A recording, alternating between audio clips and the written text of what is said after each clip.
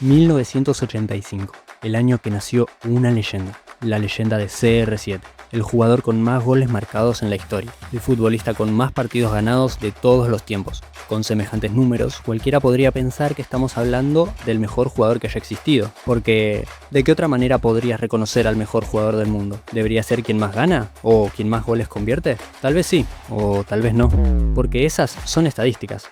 Y las estadísticas no pueden responder una pregunta como esta. Una pregunta que no nace de una planilla, sino del corazón de millones de aficionados. Una pregunta cuya respuesta cambia según a quién le preguntes. Pero, ¿qué pasa cuando tus números siguen creciendo mientras cada vez suena más fuerte otro nombre como el mejor jugador del mundo? ¿Qué hace alguien que pasó toda su vida persiguiendo la cima cuando descubre que llegar primero no es suficiente? La historia de Cristiano Ronaldo no trata solamente de goles ni solamente de títulos. También trata de una obsesión. Una obsesión que llevaría su carrera en una sola dirección. Cristiano Ronaldo dos Santos Aveiro nació en Funchal, en la isla portuguesa de Madeira, el 5 de febrero de 1985. Hoy es uno de los lugares más turísticos de Portugal, pero durante los años 80 era una región con muchas menos oportunidades que Lisboa u Oporto. Allí vivía con su familia. Su padre, José Denis Aveiro, trabajaba como jardinero para la municipalidad. Además, ayudaba como utilero en un pequeño club llamado Andorinha. Su madre, María Dolores, era cocinera y también realizaba trabajos de limpieza para aportar dinero al hogar. Cristiano era el menor de 4 hermanos. Vivía en un departamento pequeño, compartían habitación, no crecieron rodeados de lujos, pero tampoco fue una historia de extrema pobreza. Era una familia humilde, como tantas otras. Y si alguien hubiera pasado por aquel barrio en el 85, probablemente jamás habría imaginado que uno de esos chicos terminaría rompiendo prácticamente todos los récords del fútbol. En una entrevista con la UEFA, el propio Cristiano recordó que su infancia fue la de un niño normal, que pasaba el tiempo jugando a la pelota en su barrio y en la escuela. A los 8 años ingresó en el CF Andorinha, sí, en el mismo club donde trabajaba su padre. Y fue ahí donde empezaron a repetirse las mismas historias. Todas describían a un chico extremadamente competitivo. Si perdía, lloraba. Si fallaba un gol, quería repetir la jugada. Si alguien era mejor, entrenaba hasta alcanzarlo. No era solamente talento. Había algo más. Una necesidad constante de superarse. Con el paso de los meses, el nivel le quedó chico. Cristiano pasó al CD Nacional, uno de los clubes más importantes de Madeira, y allí empezó a llamar la atención fuera de la isla. Mientras la mayoría de los chicos soñaban con un lugar en primera división, Cristiano repetía una frase que quienes lo conocieron recuerdan hasta hoy en día. Quiero ser el mejor del mundo. Y esa frase plantea una pregunta muy interesante. ¿Qué significa ser el mejor? ¿Ser el que más gana? ¿El que más goles hace?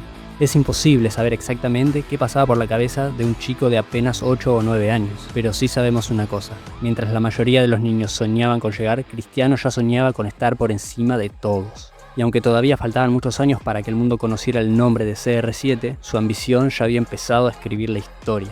Con apenas 12 años, esa historia dio un giro inesperado. El Sporting Club de Portugal organizó una prueba para aquel chico que destacaba en Madeira. Cristiano la superó y recibió una oportunidad que podía cambiarle la vida para siempre. Pero aceptar esa oportunidad significaba renunciar a algo mucho más importante que un club de fútbol. Significaba dejar su casa, su familia, sus amigos y mudarse completamente solo a Lisboa, con apenas 12 años. Una decisión que el propio Cristiano describió años después como una de las más difíciles de su vida. Y quizá esa haya sido la primera gran prueba de una pregunta que iba a acompañarlo durante toda su carrera. ¿Hasta dónde estaba dispuesto a llegar para convertirse en el mejor del mundo? En el Sporting el talento ya no alcanzaba. Por primera vez estaba rodeado de los mejores jóvenes futbolistas de Portugal. Todos habían sido los mejores de sus ciudades. Todos soñaban con llegar al fútbol profesional y todos competían por el mismo lugar. Cristiano ya no era un fenómeno. Era uno más, al menos al comienzo. Porque no tardó demasiado en volver a destacar. Los entrenadores comenzaron a notar algo que iba mucho más allá de su velocidad. Cristiano era el primero en entrenar y muchas veces el último en irse. Si un ejercicio no le salía bien, lo repetía. Si perdía un entrenamiento, se iba molesto. Y si un compañero hacía algo mejor, intentaba igualarlo para luego superarlo. Parecía que Cristiano competía incluso cuando no había nada en juego. ¿Qué hacía diferente a Cristiano? ¿Era simplemente su disciplina? ¿Era hambre de superación? ¿O había algo más profundo detrás de esa necesidad constante de demostrar que podía ser el mejor? Todavía es muy temprano para responder esa pregunta, pero vale la pena guardarla, porque va a aparecer una y otra vez durante toda su carrera. Con apenas 16 años, Cristiano ya empezaba a llamar la atención dentro del Sporting, y ocurrió algo que muy pocos futbolistas consiguen. Pasó por la categoría sub-16, 17, 18, el equipo B y el primer equipo, todo en una misma temporada. Era algo extraordinario.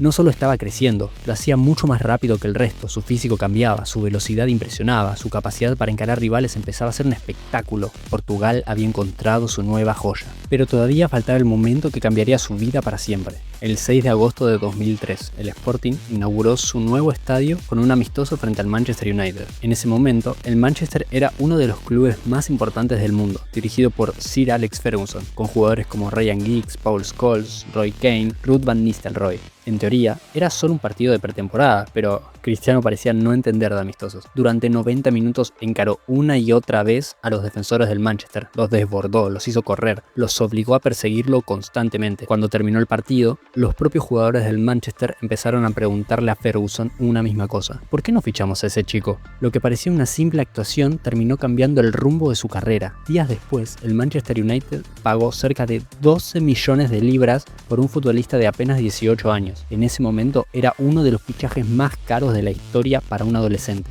Y acá aparece otra decisión muy interesante. Cristiano podía quedarse algunos años más en Portugal, seguir creciendo, llegar preparado. Sin embargo, aceptó el desafío más grande posible, el Manchester United, la liga más exigente del mundo y uno de los entrenadores más exitosos de la historia. Quizá porque desde el principio parecía existir un patrón. Cada vez que aparecía una oportunidad de acercarse a la cima, Cristiano la tomaba, aunque implicara asumir un riesgo enorme. Pero llegar al Manchester United no significaba haber cumplido su sueño. En realidad, era el momento en que ese sueño recién comenzaba, porque por primera vez Cristiano Ronaldo iba a competir contra los mejores futbolistas del planeta. En el verano de 2003, Cristiano Ronaldo aterrizó en Inglaterra. Tenía apenas 18 años, no hablaba inglés, nunca había jugado fuera de Portugal y acababa de llegar al club más grande de su carrera y también el lugar perfecto para seguir creciendo.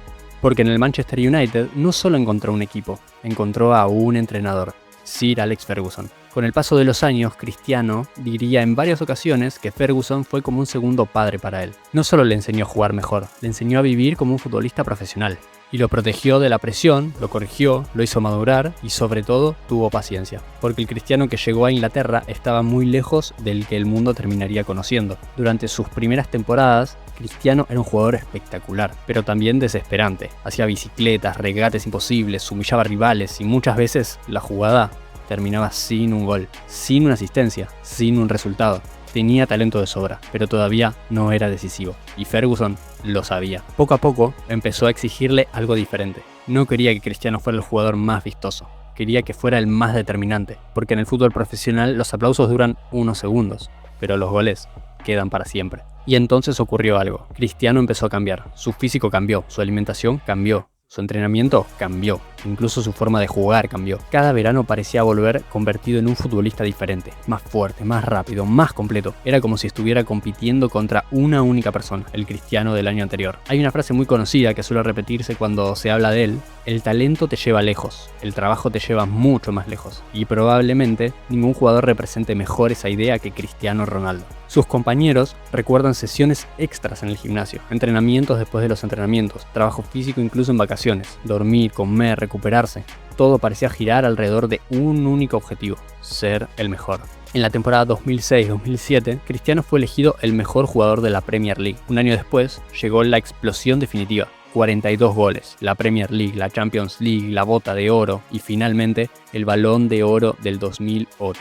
El premio que reconocía al mejor futbolista del planeta. Cristiano Ronaldo ya no era una persona, era oficialmente el mejor jugador del mundo, o al menos el mejor jugador de ese año. Para cualquier futbolista ese habría sido el final perfecto. El sueño estaba cumplido. El chico que había dejado Madeira con 12 años acababa de conquistar el premio más importante del fútbol. Pero la historia recién estaba empezando, porque casi al mismo tiempo que Cristiano alcanzaba la cima, otro jugador comenzaba a hacer exactamente lo mismo. Su nombre era Lionel Messi. En 2007 ya habían aparecido juntos en el podio del Balón de Oro. Cristiano terminó segundo, Messi tercero. Un año después, Cristiano ganó el premio, Messi fue el segundo. Parecía el comienzo de una rivalidad prometedora, pero nadie imaginaba lo que vendría después. En 2009 el Manchester United y el Barcelona se enfrentaron en la final de la Champions League. Por primera vez, el mundo entero miraba ese partido como algo más que una final. Era Cristiano contra Messi, el Manchester de Ferguson contra el Barcelona de Guardiola. Dos maneras completamente distintas de entender el fútbol.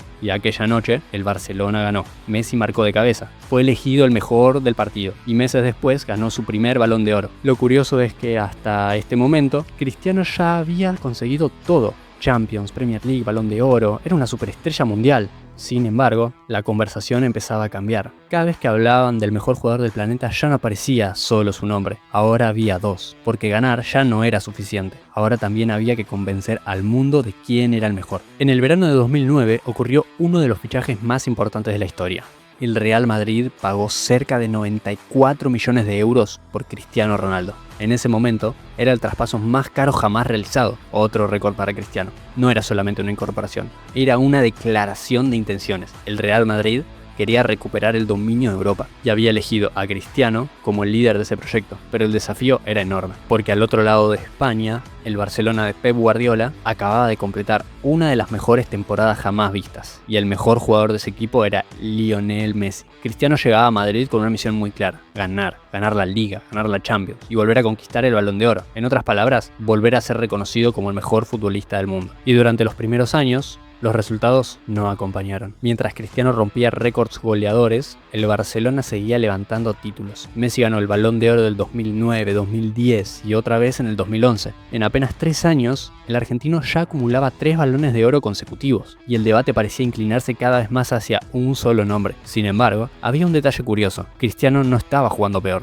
Todo lo contrario, sus números seguían creciendo. Temporada tras temporada superaba registros que parecían imposibles. Marcaba 40 goles, 50, 60. Cada año parecía encontrar una nueva versión de sí mismo. Entonces, ¿por qué la conversación seguía girando alrededor de Messi? Tal vez porque el fútbol nunca fue una cuestión de estadísticas. Hay jugadores que impresionan por los números y otros que dejan una sensación difícil de explicar. Esa es precisamente la razón por la que la pregunta sobre el mejor jugador de la historia sigue generando debate incluso hoy. En 2012, Cristiano alcanzó uno de los mejores niveles de toda su carrera. Marcó 60 goles oficiales con el Real Madrid. Ganó la Liga Española con un récord de 100 puntos. Y aún así, el Balón de Oro volvió a quedarse en manos de Lionel Messi. Un Messi que ese mismo año rompió otro récord histórico: 91 goles en un año calendario. 2 jugadores extraordinarios, 2 temporadas irrepetibles y un debate que parecía no tener final. Fue precisamente durante esos años cuando Cristiano empezó a expresar públicamente algo que hasta entonces parecía guardar para sí. Después de un partido de Champions en 2013, declaró una frase que dio la vuelta al mundo: si la gente me tiene envidia porque soy guapo, rico y un gran jugador, no puedo hacer nada. Muchos lo interpretaron como una respuesta espontánea, otros lo vieron como una muestra de confianza y otros como una señal de que las críticas empezaban a afectarle. La frase por sí sola no demuestra nada, pero sí plantea una pregunta que no puede ser ignorada: ¿por qué un futbolista que estaba rompiendo todos los récords sentía la necesidad de responder de esa manera? Meses después ocurrió otro episodio. Durante la gala del Balón de Oro de 2013, Cristiano volvió a quedarse con el premio. Subió al escenario y celebró con un grito que con el tiempo se volvería uno de los festejos más famosos del deporte. ¡Siu! Era evidente que ese premio significaba muchísimo para él. Había trabajado durante años para volver a conseguirlo. La pregunta no es si debía halagarse, la pregunta es otra: ¿qué lugar ocupaba ese reconocimiento dentro de sus objetivos? Porque hasta ese momento, cada paso de la carrera de Cristiano parecía tener una dirección muy clara: entrenar más, marcar más goles, ganar más títulos. Pero ahora parecía un elemento nuevo: la comparación. Ya no alcanzaba con hacer una temporada histórica. Siempre existía otra conversación: ¿quién había sido mejor, Cristiano o Messi? Y cuanto más se repetía esa pregunta, más parecía acompañar cada capítulo de su carrera. Aún así, Cristiano respondió de la única manera que conocía: jugando. Entre 2014 y 2018 protagonizó probablemente la etapa más exitosa de toda su vida deportiva. Ganó 4 Champions League en 5 años, conquistó 4 Balones de Oro más, se convirtió en el máximo goleador de la historia del Real Madrid y levantó la Eurocopa con Portugal en 2016. Si alguna vez existió un momento en el que Cristiano pudiera decir "lo conseguí", probablemente fue ese. Había ganado prácticamente todo, había roto casi todos los récords y seguía demostrando una disciplina que muy pocos deportistas lograron mantener durante tanto tiempo. Entonces, si ya había alcanzado la cima, ¿por qué la historia no termina acá? ¿Por qué un jugador que parecía haberlo conseguido absolutamente todo tomó algunas de las decisiones más discutidas de toda su carrera? Porque quizá el mayor desafío de Cristiano Ronaldo nunca fue llegar a la cima, sino descubrir qué hacer cuando ya no quedaba ninguna cima por conquistar. El 10 de julio de 2018, Cristiano Ronaldo sorprendió al mundo. Después de 9 temporadas, 450 goles, 16 títulos y convertirse en el máximo goleador de la historia del Real Madrid, decidió marcharse. Su destino sería el Juventus. ¿Por qué abandonar el club donde acabas de construir tu mayor legado? El Juventus no fichó solamente a un delantero, fichó una marca, a un líder, al futbolista más famoso del planeta. Y en lo deportivo, Cristiano siguió respondiendo. Ganó 2 ligas italianas, fue el máximo goleador de la Serie A, superó los 100 goles con el Juventus en apenas 3 temporadas. A los 35 años, seguía marcando cifras que la mayoría de los delanteros jamás alcanzaría. Desde los números, era difícil hablar de un declive, pero el fútbol rara vez se explica solo con números. Mientras Cristiano seguía acumulando goles, algo empezaba a cambiar. Por primera vez en muchos años, los grandes títulos europeos dejaron de llegar. El Juventus seguía dominando Italia, pero el objetivo principal era otro, la Champions League, y ese objetivo nunca se cumplió. Año tras año, la eliminación llegaba antes de lo esperado, y poco a poco, la imagen de un Cristiano capaz de cambiar cualquier eliminatoria comenzó a perder fuerza. No porque hubiera dejado de ser extraordinario, sino porque el tiempo empezaba a alcanzar incluso a uno de los atletas más completos de la historia. En 2021 ocurrió algo que parecía escrito para una película.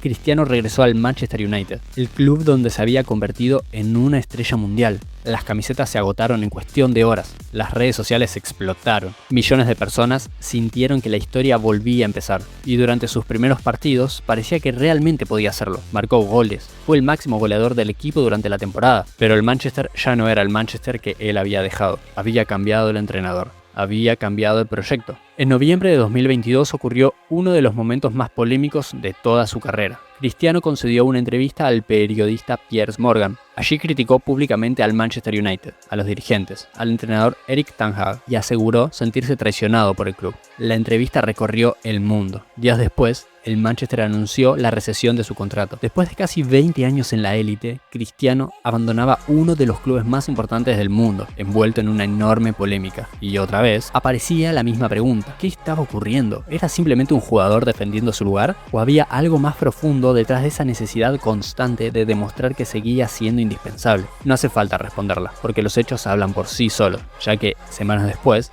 llegó el Mundial de Qatar 2022, probablemente la última oportunidad de Cristiano para conquistar el único gran título que le faltaba en su carrera, la Copa del Mundo, pero el torneo no salió como esperaba, y cuando Portugal quedó eliminado frente a Marruecos, las cámaras captaron una imagen que dio la vuelta al mundo. Cristiano Ronaldo abandonó el campo entre lágrimas, quizás porque entendía que acababa de terminar el último gran capítulo de su carrera con la selección. Poco después llegó otra decisión que dividió al mundo del fútbol. En enero de 2023 firmó con el Al Nassr de Arabia Saudita. Desde lo económico, era uno de los contratos más grandes de la historia del deporte. Desde lo deportivo, muchos lo interpretaron como el final de su carrera en la élite. Y el debate volvió a aparecer. ¿Había elegido el dinero? ¿Había aceptado que Europa ya no era su lugar o simplemente estaba escribiendo un nuevo capítulo? Cada persona tendrá una respuesta diferente. Lo que sí es un hecho es que Cristiano nunca dejó de hacer goles, nunca dejó de entrenar, nunca dejó de cuidar su físico, nunca dejó de repetir que quería competir al máximo nivel. La disciplina que lo había llevado desde Madeira hasta la cima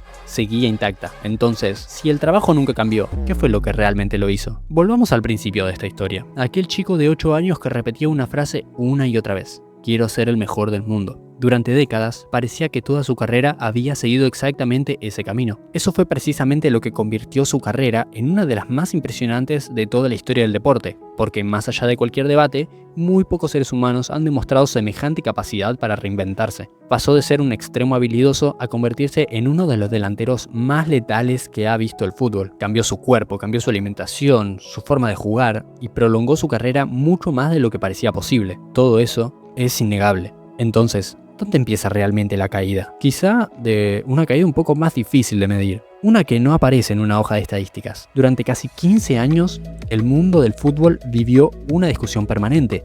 ¿Messi o Cristiano? Y probablemente esa sea la mayor rivalidad que este deporte haya conocido. Dos jugadores irrepetibles, dos carreras que se empujaron mutuamente hacia niveles nunca antes vistos. Es muy posible que sin Messi, Cristiano nunca hubiera sido el mismo jugador. Y también es posible que sin Cristiano, Messi tampoco hubiera alcanzado el nivel que alcanzó. La competencia entre ambos cambió la historia del fútbol, pero hubo una diferencia importante. Mientras el paso de los años parecía reforzar la idea de Messi como talento natural, Cristiano continuó respondiendo con trabajo, con esfuerzo, con disciplina, nuevos récords, nuevos goles, como si cada logro fuera una nueva respuesta. Y eso plantea la última pregunta. ¿Qué estaba intentando demostrar? Tal vez absolutamente nada, tal vez simplemente era la personalidad de un competidor obsesionado con mejorar, o tal vez cada récord era un intento de responder una pregunta que nunca tuvo una respuesta real. ¿Quién era el mejor jugador del mundo? Porque esa respuesta nunca dependió únicamente de los goles, ni de los títulos, ni siquiera de los balones de oro. Dependía de algo mucho más difícil de controlar, la percepción de millones de personas. Y ninguna cantidad de estadísticas puede obligar a alguien a cambiar de opinión.